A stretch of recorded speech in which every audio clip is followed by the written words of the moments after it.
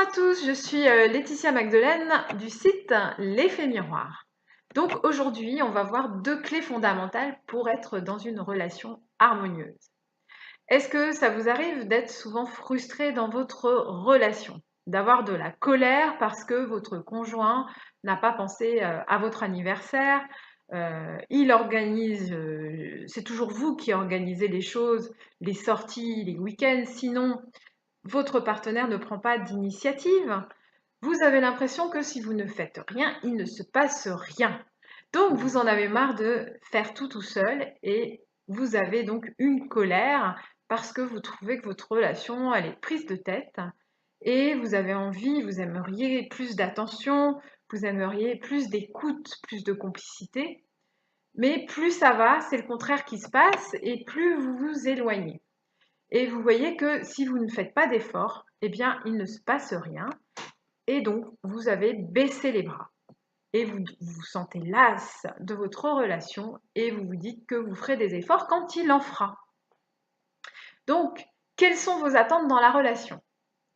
Donc, vous aimeriez bien que votre partenaire soit plus prévenant, plus à l'écoute, plus sexuel, plus tendre. De quoi l'accusez-vous? D'être laxiste, irresponsable ou pas assez ceci, pas assez cela? Dans votre relation, donc c'est devenu du donnant-donnant. Donc voilà ce qui se passe au bout de plusieurs années de vie à deux. En fait, vous avez des attentes de comment devrait être la personne et cela vous met dans une position de colère et de frustration.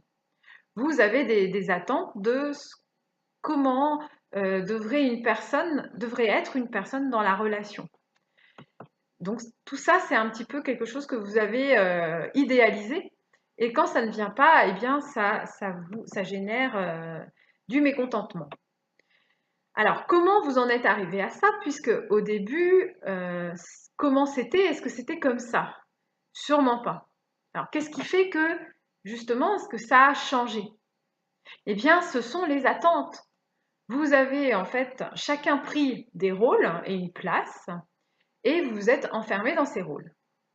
Donc, par exemple, si vous avez pris en main les repas, le quotidien, eh bien, votre conjoint attend que vous le fassiez. Donc, pourquoi vous vous êtes mis dans des rôles qui ne vous conviennent plus?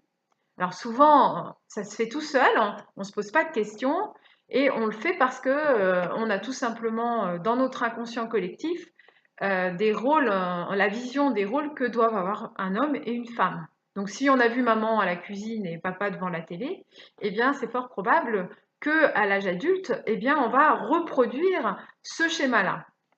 Donc, qu'est-ce qui fait qu'aujourd'hui, eh bien, c'est devenu des habitudes et comment ça se fait que vous êtes mis là-dedans et qu'est-ce que vous attendiez en retour? Parce que quand on se met à faire ça, on attend, alors soit on croit que c'est son rôle, mais on attend aussi des choses en retour. Alors on peut attendre de la reconnaissance. Et si on voit que le partenaire, bah justement, il est là, il prend ça comme un dû et qu'il a aucune reconnaissance, eh bien à un moment donné, on va être en colère et frustré. On peut avoir des attentes d'attention, on peut avoir plein d'attentes comme ça inconscientes. Et donc comme elles ne viennent pas, eh bien on finit par faire les choses mais avec beaucoup de frustration. Donc je dirais que la plupart d'entre nous, on agit un peu comme des robots. Donc là, ce que je vous incite à faire, c'est de ne plus être un robot et de vous poser des questions. Pourquoi vous faites ceci? Est-ce que c'est parce que c'est une reproduction d'un modèle familial? Et surtout, si vous ne le faites plus, eh bien, qu'est-ce qui va se passer? De quoi avez-vous peur si vous arrêtez, par exemple, de faire les repas? Eh bien, affrontez vos peurs, ce qui pourrait vous donner une belle occasion de communiquer sur vos attentes et vos attentes, les deux en fait ont des attentes l'un envers l'autre, donc ça pourrait être une occasion de remettre les choses à plat. Et faites les choses pour vous et non pas pour recevoir quelque chose en retour.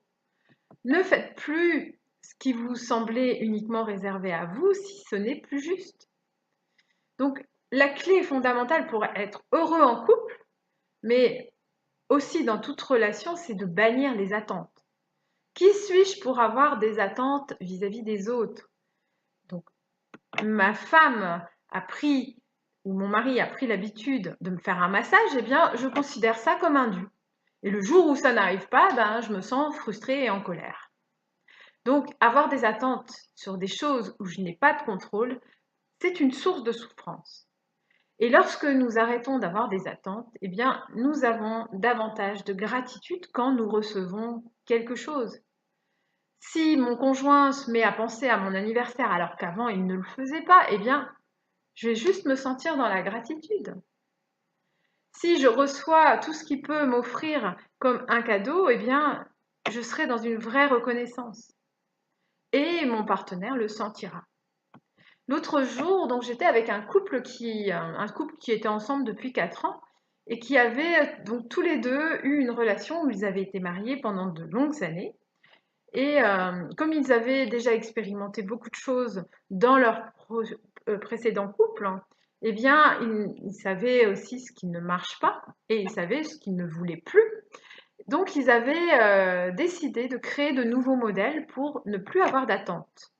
Et donc, ils avaient décidé de ne pas habiter ensemble pour justement ne pas tomber dans l'attente que l'autre prenne en charge certaines choses et que cela devienne un dû.